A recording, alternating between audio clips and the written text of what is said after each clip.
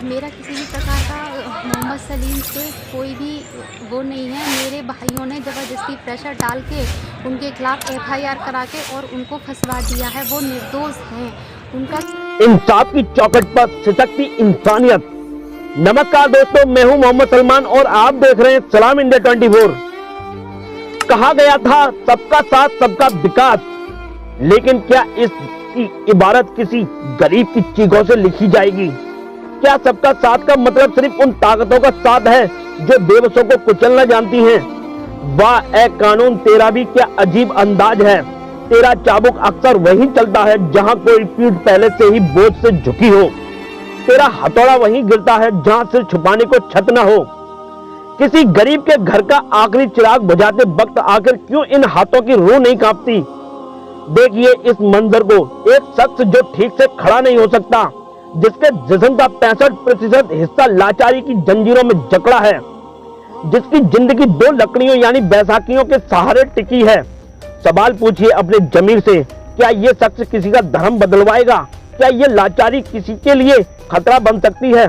हाथरस के सासनी इलाके में 5 दिसंबर को जो हुआ वो सिर्फ एक गिरफ्तारी नहीं थी, वो न्याय की रूह का कत्ल था। धर्म परिवर्तन जैसी संगीन जुमले को ढाल बनाकर एक ऐसे इंसान को सलाखों के पीछे फेंक दिया गया जिसके लिए बिस्तर से उठना भी एक जंग है। मगर अंधेरे चाहे कितने भी घने हो, सच की एक किरण काफी होती है। जब वरिष्ठ अधिवक्ता विजय सिसोदिया ने इस केस की कमान संभाली तो अदालत के कमरे में सन्नाटा पसर गया। उन्होंने दलील नहीं दी, उन्होंने वो जख्म दिखाए जो व्यवस्था ने सलीम को दिए थे। उन्होंने अदालत से पूछा, क्या ये मुमकिन है कि जो खुद सहारे के लिए तरस रहा हो वो साजिशों के जाल बुनेगा? बिना सबूत सिर्फ एक कागज की तहरीर पर एक दिव्यांग को जेल भेजना, क्या यही हमारा तंत्र है? क्या यही सबका साथ है? माननीय अपर सत्य न्यायाधीश हर्ष अग्रवाल जी ने जब सच को परखा तो झूठ के किले ढह गए। सलीम को जमानत मिली।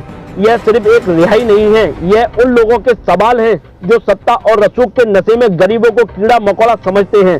किसी ने सच ही कहा है, झूठ के चेहरे पर हजारों नकाब होते हैं मगर सच की सादगी का कोई जवाब नहीं होता। वक्त की अदालत में देर भले ही हो जाए पर बेगुनाह का कभी हिसाब खराब नहीं होता।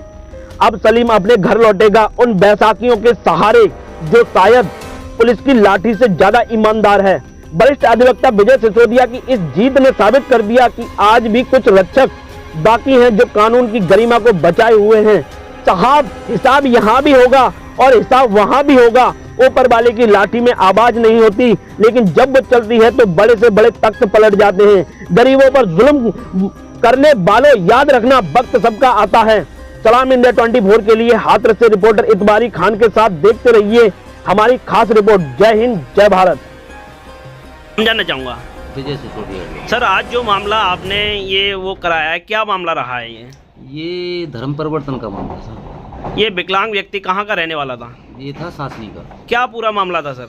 मामला ये था कि इसके खिलाफ जो एलिगेशन था कि ये जो है एक हिंदू लड़की का धर्म परिवर्तन करा रहा है। उसको जेल भेजा गया था।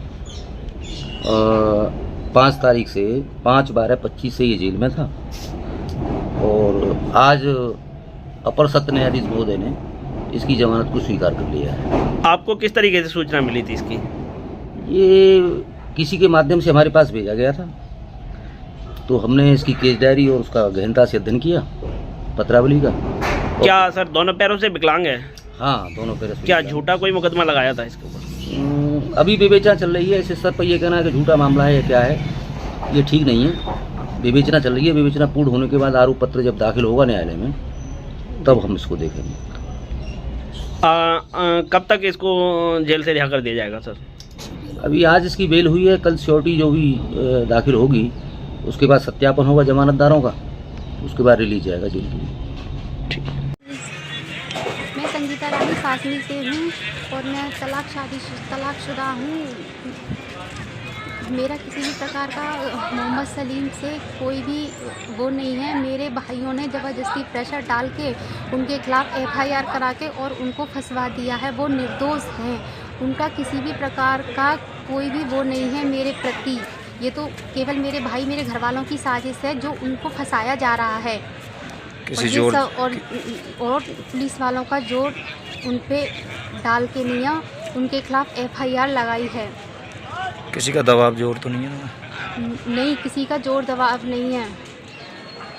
ये न्या- तो मेरी ये न्यायालय से क्या मांग चाह रही है? न्यायालय से मैं मांग चाह रही हूँ कि मोहम्मद सलीम निर्दोष हैं, उनको वहाँ इज्जत रिहा कर दिया जाए।